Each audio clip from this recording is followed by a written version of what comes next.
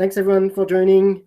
Again, this is the 5th demo of Hawkular, showing up the goodies, the main features that the engineering team has brought in this release.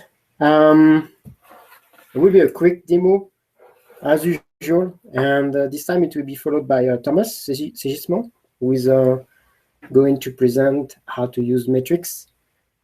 And in a particular case where the client is only a bash script, and the bash script will push availability data to metrics, and out of that we get a graph in return. So it should be fun, and it shows you like last time and the time before, how you can use Hawkular without necessarily the console to manage middleware servers. So I'll share my screen.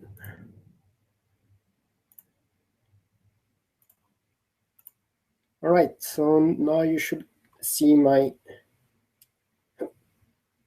screen. Wake up. Right, so as usual, logging in. Oops.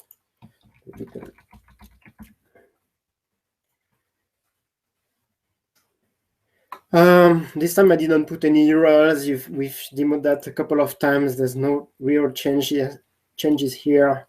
Application server view hasn't changed.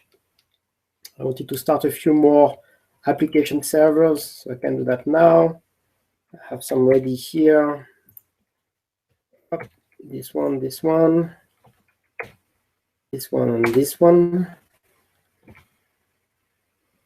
So I'm starting a few more Wildfly servers.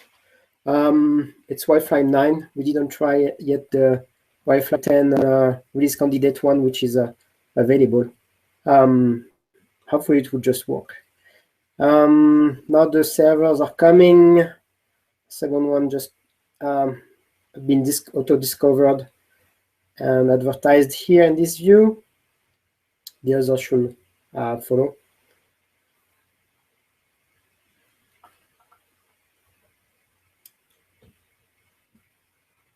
There they are. So now I have my 5 servers. One thing we can already demo, there's been a little bit of work on having the metrics before we're not using the full space. So now it's a bit more responsive using the space that we have. I can try to demo that this all the way. So you see the graphs is taking the full space, right? The menu was already responsive, right? Like if I shrink, the menu here will collapse. So if you're on tablet, on the phone, it will be shorter. So not everything is made for the phone, like you see here. It's not ready for the phone. Not the UI is not already for the phone, but some parts are already in a good shape. That was the first thing. Now the second thing is probably more exciting. So I am on this amazing Hawk server deployments. It's really an empty Wildfly, so there's nothing in there. And this is the thing we wanted to show last time. We didn't do add deployment. So from here I can select a file that I wish to deploy. I can choose the file and have a hello world here. Pick the file, click on next. Here I have the name of the file. If I want to rename when I upload, I can do that here. And in the case you want to add the application to the EAP or Wildfly inventory, but not really deploy it, you can check the box here. It's not often the case. I'm leaving the box unchecked. I click on next, and it's going to upload my WAR file to this remote instance of Wildfly that I am managing.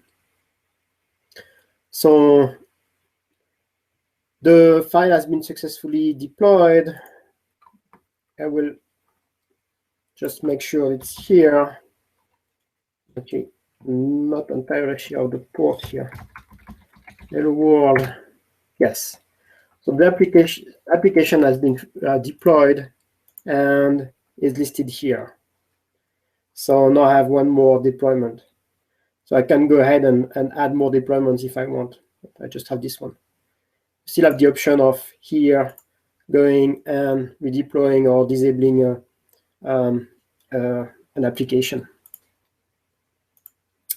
So that's for application deployment. So it will be even more exciting when you can deploy a single application on multiple servers at once, right?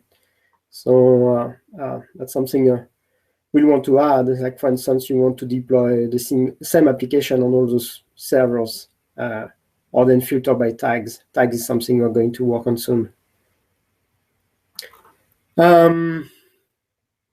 Another thing I wanted to demo is the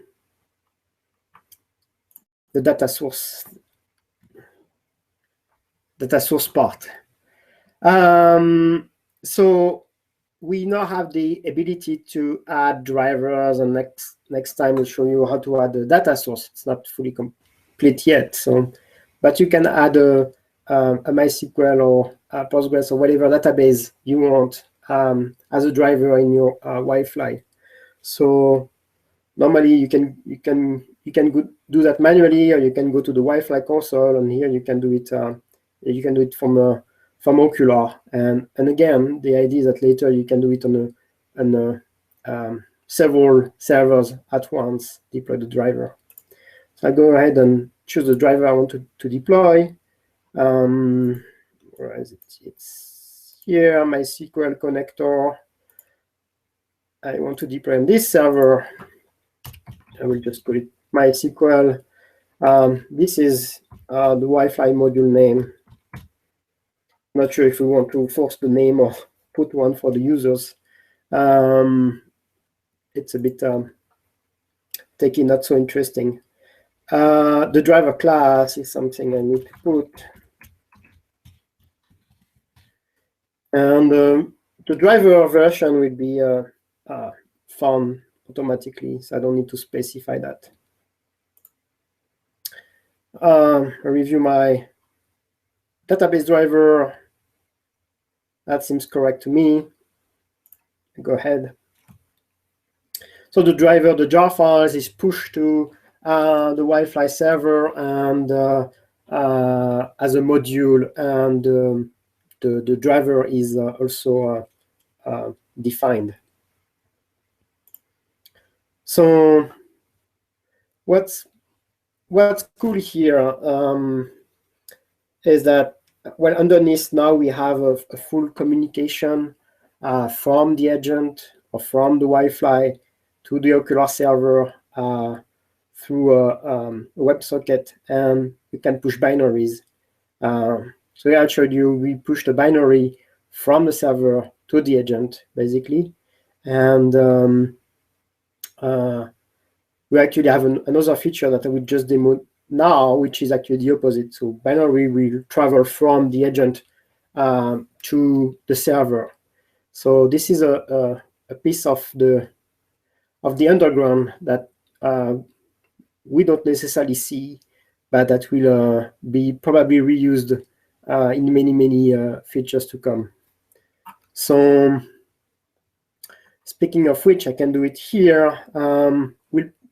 The GGR button will move, but there is this feature that is interesting. Also, if you need help from someone or from the Red Hat support team, we have what you call a JBoss diagnostic report. Basically, it takes a Wi-Fi server and extracts some data, log files, configuration files, and put that in a zip so that you can give that to someone. He can look into it and he can tell you if something is wrong or why something is wrong. So I'll do it. I'm just refreshing because there's a known issue but it will be fixed. And I can export these JBoss diagnostic reports here. So button again is temporary here. If you look in the jar, you'll see we have a plan for a new overview page of the server where this will belong. Anyway, I have my JDR reports back from the server, and I can go ahead, open it. You'll see that JDR reports that my MySQL driver has been added. So, well, what we need to, yeah. So here's my MySQL driver that has been added through the UI, right? And where I can also show it here. You have the tree of the a set of files, I would say. So here you have the MySQL driver here, and I should find my Hello World. Yes, here I have my Hello World application, and even in a temporary file, you can see my Hello World application and the classes that made my Hello World application and the names of the files that compose this WAR file. So, and I obviously forgot to zoom in. Actually, I can't zoom in with this application. I hope you can see.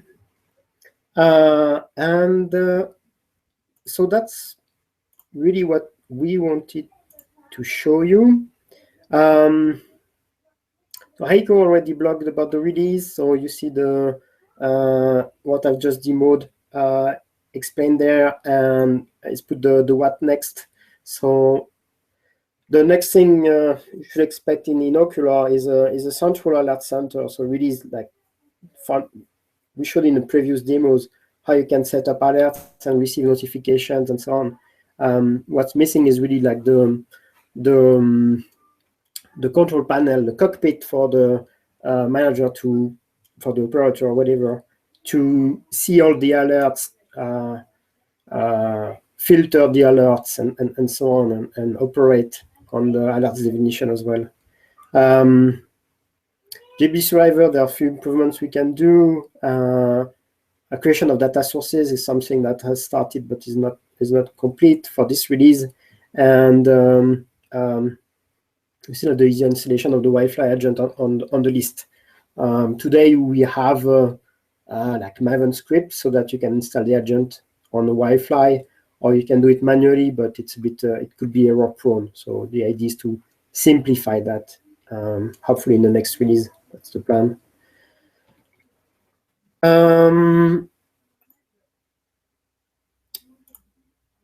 Yeah, just if you have a question, there is still that Q&A plugin. There's a question here. It's from Heiko, so I don't know if it's really from Heiko or it's copying and pasting. Is that JDBC driver deployed as a jar file in the deployments directory or as a true Wi-Fi module? So yes, it's a true Wi-Fi module. I tried to show that in the JDR report. So it is the proper, it is the like between quotes proper way. It's supposed to be it's the preferred way. So this is also the goal of the console, is to give a little bit of help, and instead of giving you tons of options, we give you what's the best recommendation for that. So we don't give you all the options. We give you what is normally the best. So if there are other questions, there's this Q&A module again that you can use. Now, I will pass the ball to Thomas, who is going to talk about how to use the metrics, basically the metrics REST API and some part of the view that we provide. Hello. I believe you can hear me. We hear you. Okay. Yeah. Hi, everyone. I'm going to talk today about two features around availability in Hawkular. The first one is how you can easily send availability information to a Hawkular server, and the second one is how you can build a chart about that information to visualize when your server goes up or goes down. To do this, we are going to use a Tomcat server um, and a script to send availability. So let me start screen sharing.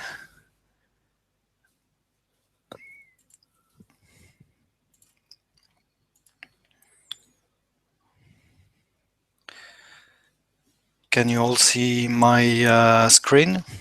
Yes, we see. Yes, we see the Firefox now. Okay, so in Oculometrics GitHub repository, this Oculometrics, there is samples RHmap directory where you will find a send availability script, which will be looking in a few seconds. And there's also a sample page for charting availability. So let's look at the send availability script first. There's a bit of documentation at the beginning of the script.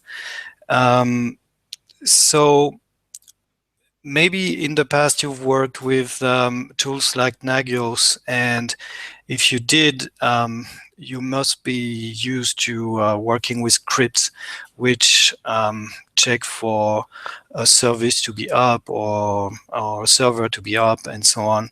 And the way they do this in general is that the exit code of the script serves as information of availability. For example, zero exit code will mean the server is up, and any other value will mean that the server is down. So this send availability script is a tool you can use in combination with such server checking scripts, and it will let you send an availability data point to the Ocular server. So the way you use it, you call the send availability script, you tell it the URL of the metrics service in the Ocular server.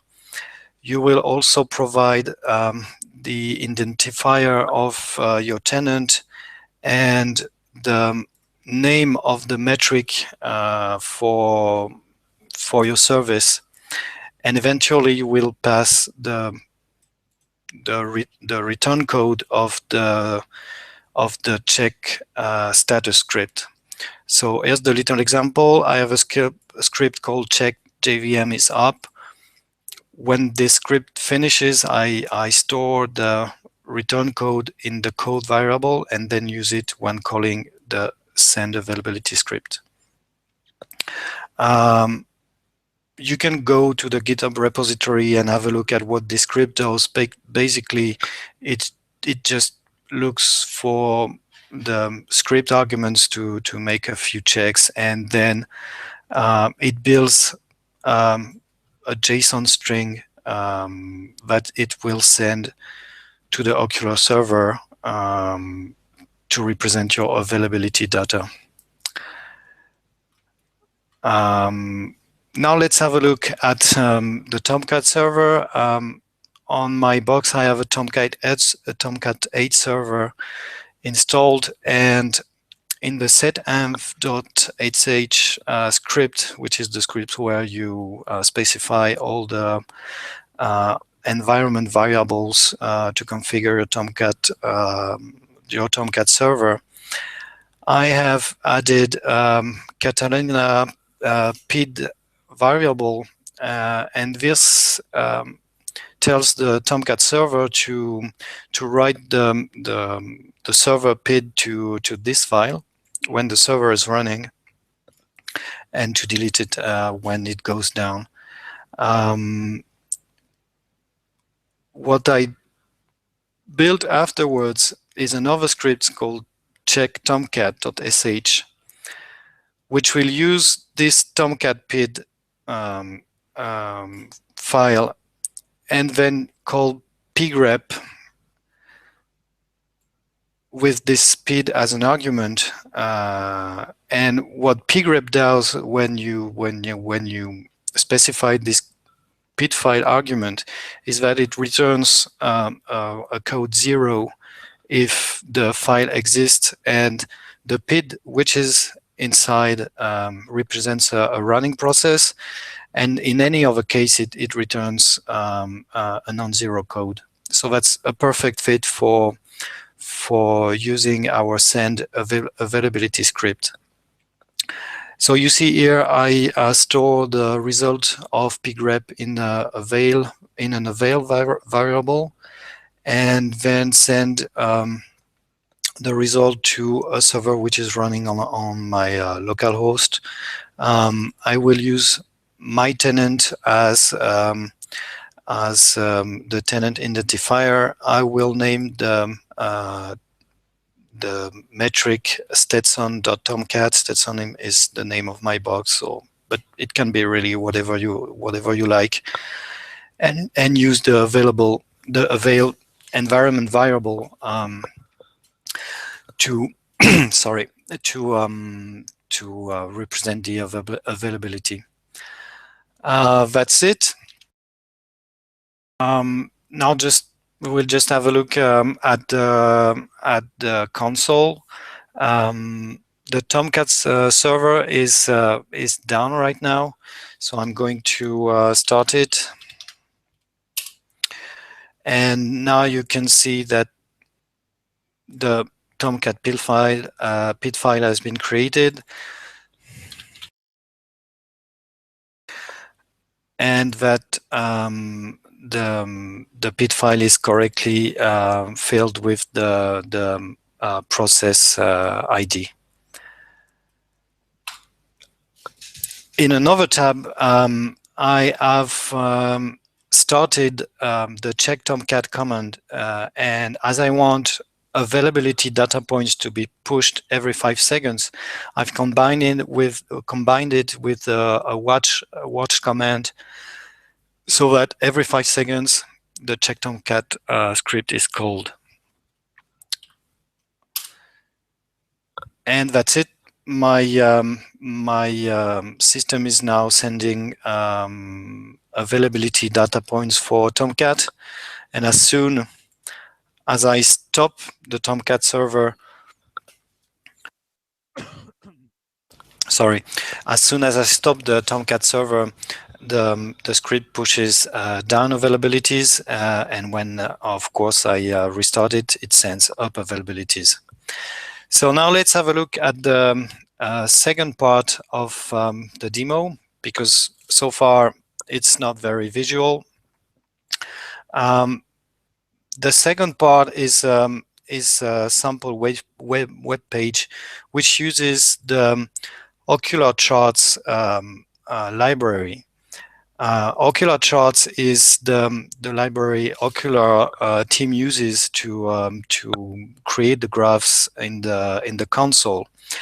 But it's a library that you can reuse in your own web pages, and this is very useful if you want to build, for example, your own dashboard to get very customized view of how your production environment is running.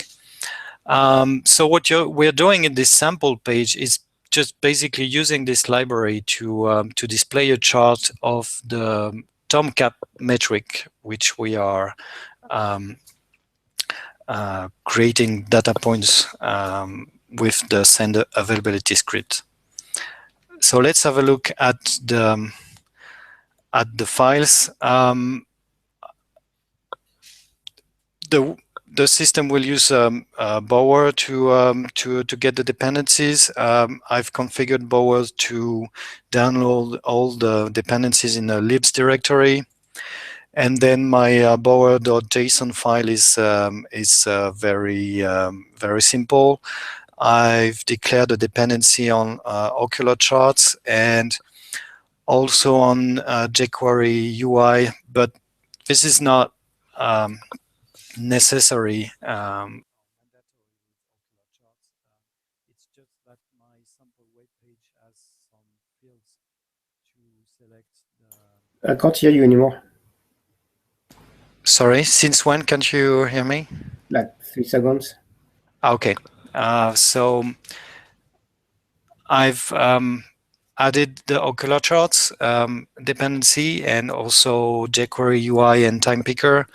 And the jQuery UI and time picker dependencies are not mandatory.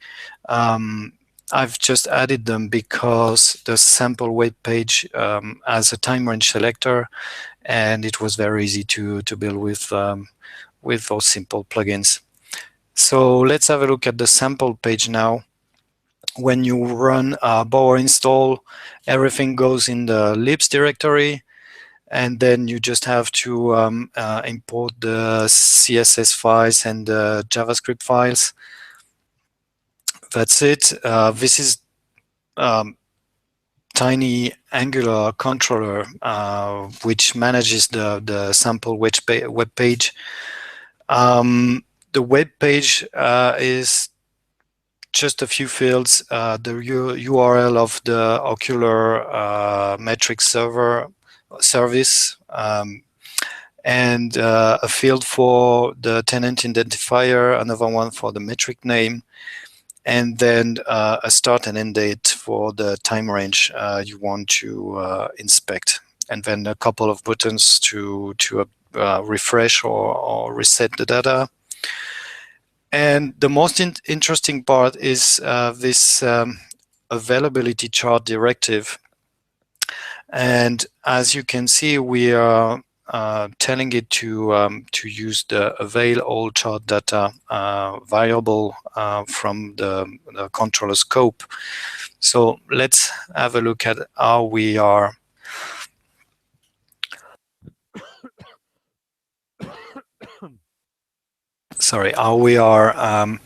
building this this variable. When the web page is loaded, it's initially empty, of course, and when you click the update button, there's a REST call to the metric service on the Hawkular server. We are calling the availability endpoint for the metric name that is filled in the field. And we also specify the tenant identifier, the time range here.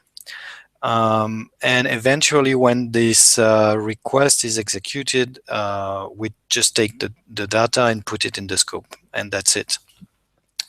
So let's have a look at the web page now. Here it is. So in the URL field, that's my local Hawkular metric service. If you remember what I had in the check Tomcat script, I had my tenant as in the identifier and stetson.tomcat for metric name, and you find these values here as well. Then you have the time range, and you can see that my service was up for some time and then down. But as we are now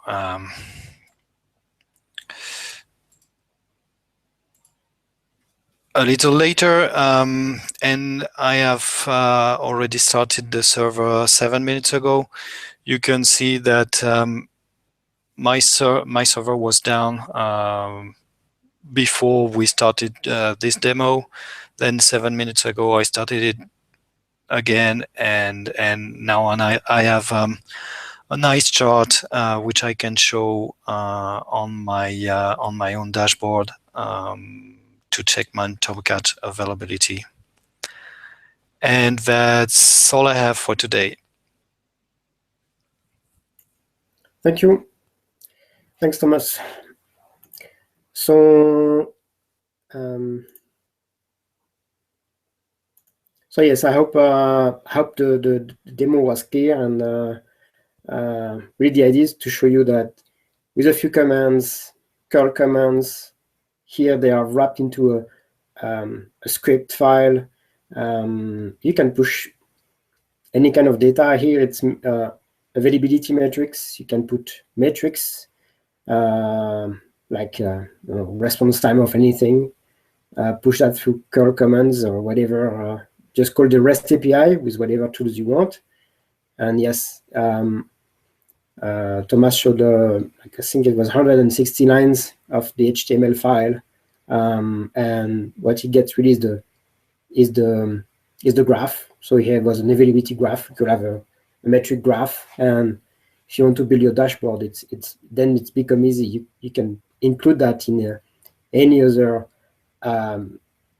web application very, very easily. So it's based on Angular. You have the Angular directive. You saw the tag. So that's what we wanted to demo this time. I hope at some point we'll be able to either demo metrics plus alerts, how to use the two together. There's also maybe we have done some work. Pavel has done some work on prediction. He's starting to have some interesting results. So you have metrics for a period of time, and we are trying to, if it makes sense, if the values kind of make some sense, we can predict how it will go in the future. So the typical example is disk space is running is going down, and you use 100 megabyte on average a day. Then you can estimate when your disk will be full, and you can warn the user a few weeks before, saying, well, you need to think about changing your hard drive, because at this current rate you'll be out of hard drive pretty soon, instead of waiting until it's too late, or just putting a threshold saying, well, when it's under that amount of disk space, warn me. We can be a bit more smart. So not sure what will be the next demo, but those are demos ideas we definitely have. So thanks everyone for joining, and this is recorded if you want to share, and hawkular.org, obviously Twitter account, and so on, Google Plus account, to be aware of those demos. I hope this is useful, and thanks again. Bye.